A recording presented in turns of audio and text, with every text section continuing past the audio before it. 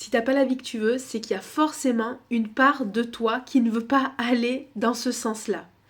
Donc du coup, c'est vraiment à toi de chercher qu'est-ce qui coince.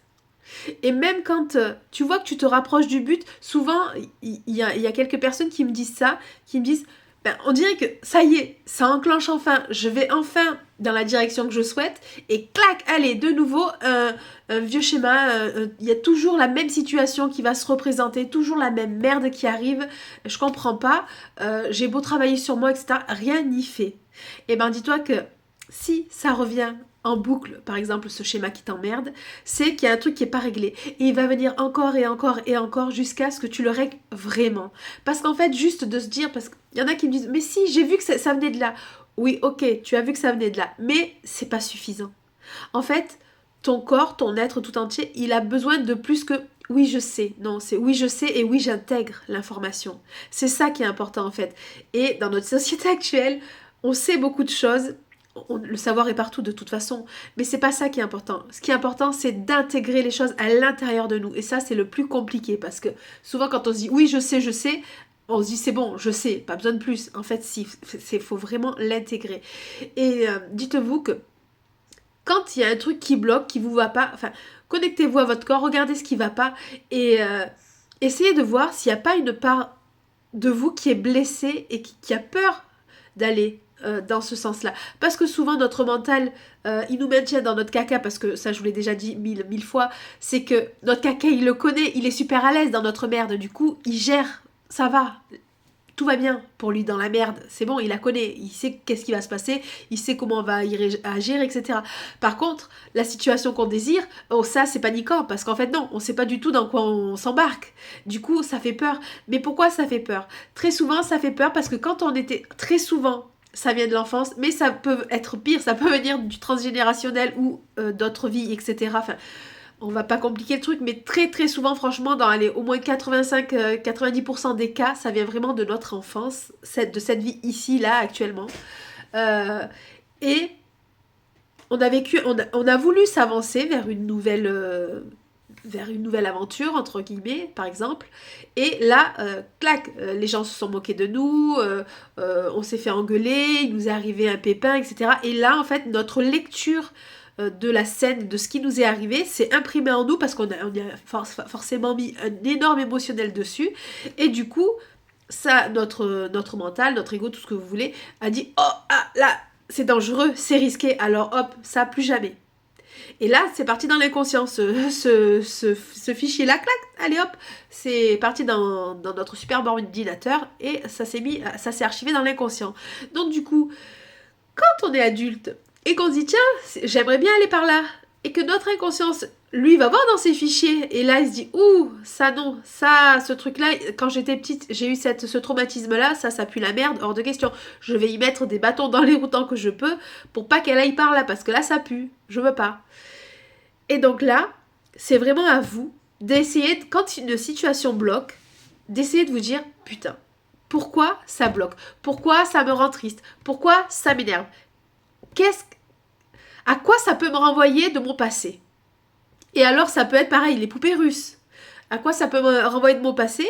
Et alors très souvent, moi je dis, au départ, je disais, j'ai en fait, avec des clientes qui sont devenues des amies, on a fait un petit peu, on fait un espèce de petit groupe de recherche depuis 1 an, où on travaille toutes sur nous, et on avance de découverte en découverte, et on pousse vraiment de plus en plus loin nos apprentissages, notre savoir, et surtout tout ce qu'on intègre. Et enfin là, ça devient juste dingue à quel point on arrive à manifester cette réalité et à se rendre compte de tous les pièges et les manipulations qu'il peut y avoir pour nous faire dévier dans le sens de notre mental, de tout ce que notre inconscient contient. Et donc du coup, au départ, ces parts inconscientes, on se disait, mais elles nous font chier, elles nous emmerdent, c'est elles. Enfin voilà, ça, ce truc-là, ça revient de longue. Pourquoi cette part-là, en moi, elle bloque, elle fait chier son monde Et donc au départ, on les voyait comme ça. Sauf que à force de chercher, de creuser, et ce qui est rigolo, c'est qu'en fait, on travaille ensemble, mais on fait aussi nos propres découvertes, expériences séparément, puis après on se donne des feedbacks, et c'est rigolo parce qu'à chaque fois, à 1 semaine ou quelques jours d'intervalle, on arrive toutes à chaque fois aux mêmes conclusions. Comme quoi, les consciences sont quand même assez connectées les unes aux autres, ça nous fait toujours super marrer, et nous fait halluciner aussi. c'est que, donc, au départ, on les voyait vraiment comme emmerdantes. Ces parts de nous qui nous bloquent, qui nous empêchent d'avancer, qui nous remet des situations comme ça. Et en fait, à force de creuser, on s'est aperçu que ces parts de nous, elles n'étaient pas là pour nous emmerder. Elles étaient là pour nous protéger. Et là, on en revient à ce que je vous disais tout à l'heure. C'est que vraiment, ces parts de là, ce sont des parts en souffrance. Et qui là nous mettent des bâtons dans les roues, mais parce qu'elles ont souffert et qu'elles ont eu un traumatisme et qu'elles ne veulent pas le revivre. Et donc ces parts de l'inconscient, en gros, font que les choses nous arrivent en boucle jusqu'à ce qu'on arrive à le transcender. Jusqu'à ce qu'on se dise, ok, je suis à l'aise en fait avec ça. Ça, je n'y porte plus mon attention, mes émotions. Ça ne m'impacte plus. Oui, ça peut m'arriver, cette merde-là m'arrivera. En fait, voilà. Il y a quelqu'un qui m'a demandé dans la semaine, oui, mais moi, il m'arrive toujours ce truc-là, à chaque fois, ça revient en boucle. Putain, j'en ai marre, c'est toujours le même schéma, c'est toujours le... ça m'énerve, ça me rend dans une colère folle. Ok. Et qu'est-ce que je peux y faire? Ce que tu peux y faire, c'est changer ton angle de vue. Là, tu le vois en tant que toi, petit bonhomme A, à qui il arrive cette grosse misère, blablabla. Bla bla. Moi, de mon point B, je me dis, c'est pas si dramatique, pourquoi il réagit comme ça? Et donc moi, je lui dis, regarde, moi, depuis mon point à moi, si ça m'arrive, il m'est arrivé même pire, mais ça va, c'est rien, c'est un point de vue. Essaye de t'observer, de te mettre en mode caméra, qui t'observe, qui observe toi, ton petit bonhomme humain, qu'est-ce qu'il vit, qu'est-ce qu'il ressent, et est-ce que c'est vraiment si dramatique que ce que tu penses? Là, toi, tu penses que ton monde s'effondre, ça t'énerve, etc., mais en vrai, est-ce que t'es effondré là? Non. Alors, c'est pas... Parce que du coup, il me dit, oui, bah alors on peut tout accepter, on peut tout... Non, c'est pas ça du tout que je dis. Je dis juste que toi, là, à cet instant T, arrête de te morfondre ou de prendre ta colère ou de... Non, change de point de vue, change ton émotionnel vis-à-vis de ce qui t'arrive. Quand il t'arrive une merde, par exemple, pour réussir à la transcender, une des pistes, c'est de se dire, ok, au lieu de m'énerver, eh ben tu sais quoi, ce truc-là ne va plus m'impacter. À partir d'aujourd'hui, je décide que ce truc-là n'a plus d'emprise sur moi. C'est moi qui ai de l'emprise sur la situation. C'est pas la situation qui a de l'emprise sur moi, c'est moi qui décide. Parce que c'est nous qui jouons. On n'a pas à se laisser balader. Nous ne sommes pas des moutons, nous ne sommes pas des pions. Très souvent, nous en sommes des pions, justement, et c'est à nous de reprendre les règles du jeu. C'est à nous de... J'ai perdu mon fil parce qu'en fait, je suis en train de voir qu'il y a une vache sur le chemin qui traverse mon jardin. Je vais voir ce qui se passe, je reviens. Ça y est. J'ai appelé de quoi venir chercher ma visiteuse. Du coup, alors où j'en étais donc du coup, nous, ce qu'on a trouvé, c'est que vraiment, ces parts de nous, il faut les accueillir et il faut aller chercher pourquoi ça nous touche. Pourquoi cette situation-là, qui va te toucher quand ça t'arrive, va te toucher de telle sorte, avec un tel impact, et pourquoi, si ça arrivait à Pierre-Paul ou Jacques, ça n'aurait pas du tout le même impact. Va chercher le premier truc qui te vient, dans lequel tu as vécu peut-être une situation similaire. Et en fait, là où c'est dingue, c'est que avec une de mes copines, eh ben elle, une situation qui revenait en boucle, on s'est aperçu que petite, il lui est arrivé la même situation, mais dans le même endroit. Et là, c'est juste dingue, parce qu'en fait, oui, ça va se répéter encore plus fort dans ce truc-là, parce que tant que tu le surmonteras pas, eh ben, ça va cogner pour que tu réussisses à passer outre, pour que tu réussisses à te dire, ok, ce truc-là, je m'en détache. Il n'y a plus d'accroche possible.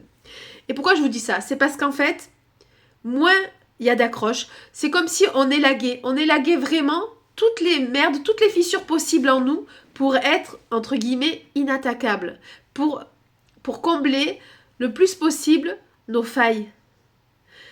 Et parce qu'une fois qu'on a le plus possible de failles reconstruites, le moins on est pénétrable, le moins on est emmerdable. Et ça nous facilite après la vie pour réussir à se diriger. Parce qu'en fait, pour tous ceux qui sont là dans un processus où ils veulent vraiment reprendre les rênes de leur vie, où ils veulent vraiment se dire, bon là c'est bon, cette fois-ci j'en ai marre, je dis stop, je vais vraiment, j'allais dire essayer, surtout pas essayer, je fais. Je vais vraiment changer ma vie à partir de maintenant, c'est acté. Et bien à partir du moment où vous allez vous dire ça, dites-vous qu'il va y avoir une multitude de merdouilles qui vont venir frapper à votre porte, comme pour vous dire, t'es sûr? T'es sûr que tu veux changer? T'es sûr? Regarde, t'as toujours ce comportement de merde, t'as pas l'air de vouloir changer. Et en fait, là, c'est à vous vraiment de... C'est pour ça que je vous dis, la conscience de soi, le fait de se regarder souvent, d'avoir vraiment conscience de soi, de l'instant présent à l'instant T, toute la journée, c'est hyper important. Sortez du mode robot le plus possible. Et ça, c'est très difficile. On croit que non, ça va, moi je suis... Il y en a qui, ça me fait rire parce qu'ils me disent « Ah non, mais moi je médite et tout. Non, mais je suis très conscient de moi. » Mais tu es conscient de mon cul parce que déjà, quand tu conduis, les 3/4 du temps, on est tous en mode pilotage automatique. Quand tu écoutes un podcast, s'il dure plus d'1 heure, au bout d'un moment, tu verras que tes pensées, elles vont à droite, à gauche. T'es en pilotage automatique, là, t'es pas en mode j'écoute mon podcast, je reste fixé et discipliné dans ce que j'écoute, etc. de H à Z. Non, souvent, quand tu vas écouter d'ailleurs une vidéo, un audio, un truc, mais qui dure longtemps, si tu le réécoutes, tu vas dire, j'avais pas fait gaffe qu'il y avait ce truc-là à l'intérieur. Est-ce que c'est bien le même truc que j'ai regardé la dernière fois? Oui, mais comme ton cerveau il va à droite, à gauche, etc., t'as 10 000 idées à la minute, et ben en fait, il y a plein de trucs que tu loupes, que tu sautes, etc. C'était une grosse parenthèse. Donc du coup, dès que tu veux te fixer un objectif, dis-toi, tu te mets une ligne directrice, et là, dès que tu as une merde, un truc qui vient te chercher, qui vient te faire un peu grincer, quel que soit le grinçage, tu vois, que ce soit une tuile, que ce soit quelqu'un qui t'emmerde, que ce soit... Peu importe. Bon, sur le coup, tu gères selon ta façon de gérer, mais pose-toi le plus rapidement possible cette question. Ok, qu'est-ce qui se joue là, qui s'est peut-être joué dans mon passé? À quoi cette scène pourrait me faire penser dans mon passé? Et va guérir cette putain de scène. Alors comment on fait? Parce que ça aussi, on me l'a posé dans mes groupes. Comment on fait pour guérir une fois qu'on a trouvé, admettons que tu arrives à remonter jusqu'à un souvenir. Comment tu fais? Pour moi, le plus simple, c'est que vraiment, tu te mets dans un état méditatif et où tu l'inventes. Parce que quand on invente, quand on imagine... En fait, c'est pas de l'imagination, c'est que ça se crée vraiment quelque part, en fait, dans tes parties. Donc, du coup, le plus simple, c'est vraiment que tu imagines... Donc, tu as la situation de toi, enfant, qui a souffert. Ok, ferme tes yeux, détends-toi, et vraiment, tu peux te mettre une musique vraiment qui te relaxe ou autre. Et là, tu te dis, ok, je vais me connecter à cet enfant que j'étais. Et là, je vais en prendre soin. Je vais lui dire que oui, c'est dur ce qu'il vit. Oui, c'est compliqué. Oui, on lui a fait ça. Oui, on comprend sa souffrance. On comprend tout ce qu'il est en train de vivre actuellement. Mais que ça va aller. Rien n'arrive par hasard. Qu'en fait, ça va aller. Et qu'en fait, on est là pour lui maintenant. Et là, en fait, déposez-y tout ce que vous avez. En fait, dites à votre vous du passé tout ce que vous auriez aimé qu'on vous dise à l'époque. Réfléchissez, ressentez qu'est-ce qui vous aurait fait du bien.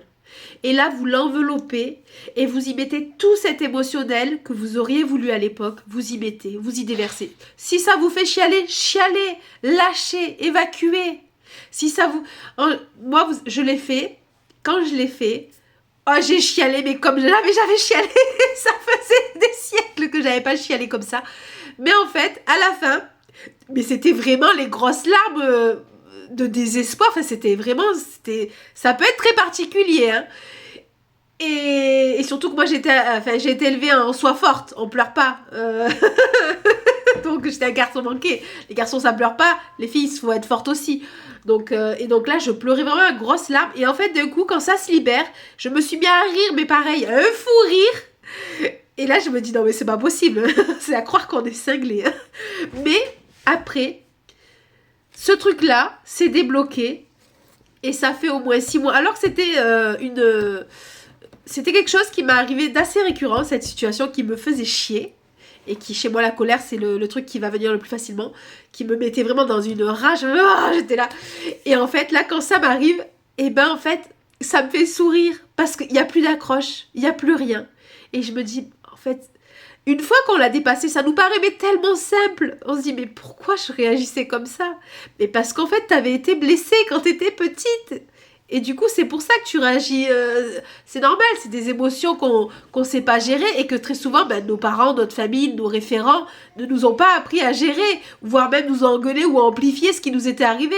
Donc du coup, voilà, reprends ton pouvoir quand ça va pas dans ta vie, quand vraiment tu vas aller dans une direction, mais que tu as non-stop des trucs récurrents qui viennent, qui t'emmerdent, et qui du coup qui te ramènent toujours de là où tu es. Pour pas que tu puisses aller, enfin, c'est toi qui as l'impression que tu peux pas aller là où tu veux parce que ça te ramène ou que voilà, t'arrives pas à rester en haute vibration, etc. à cause de tout ce qui t'arrive sans arrêt, va voir pourquoi il t'arrive des merdes. Va voir ce qui cloche, va voir où sont les accroches en toi quand t'étais petit. Déjà, tu verras que tu vas faire un putain de balayage si tu le fais vraiment. Après, pareil, ne fais pas que m'écouter. Vraiment, moi je fais pas des vidéos juste pour qu'on m'écoute, comme ah ouais c'est vrai ça me parle. Non, ça j'en ai rien à faire, hein, mais vraiment j'en ai rien à carrer. Mon but c'est vraiment que tout le monde avance parce qu'en vrai, et je le vois là avec mon groupe de copines, quand on sait se diriger, mais la magie, honnêtement, elle existe. Ça en devient même presque préoccupant parce que du coup quand là, on en est venu à un tel niveau que des fois, juste, on pense quelque chose et tac, ça arrive. Et on se dit, ah mais non, je voulais pas je l'ai pensé trop fort et avec l'émotionnel, avec tout. Et oui, je le voulais, mais peut-être pas finalement. Enfin, voilà. Ça en devient, voilà. Et du coup, ben ça aussi, c'est pareil. Ça, c'est être présent à soi et être conscient de tout ce que l'on pense, de tout ce. En fait, c'est vraiment ça le jeu de la vie. C'est sortir du mode robot et réussir à se diriger et je pense pour moi, hein, le but, c'est vraiment de réussir à être en non-stop conscient à qui l'on est. Et là, je pense que ça peut être juste magique. Donc voilà, je suis en chemin, je suis comme vous, je vous partage mes découvertes les plus... là, c'est vraiment la découverte pour moi la plus puissante du moment. Parce que là, depuis qu'on a débloqué ça avec mon petit groupe, c'est juste un truc de dingue, ce qu'on peut faire. Donc, testez. N'hésitez pas à me faire des retours, c'est parce que c'est juste vraiment, c'est un truc de dingue. Une fois qu'on débloque ça, plus d'autres trucs, bien évidemment, que je vous ai expliqué plein de choses hein, dans mes dernières vidéos. Honnêtement, si vous mettez en place, il y a des choses qui peuvent déjà se débloquer grandement dans la vie que vous désirez. Bon, ça fait déjà 18 minutes, donc je vais vous lâcher la grappe. Bon, sur ce, je vous embrasse et je vous dis à très vite pour la suite.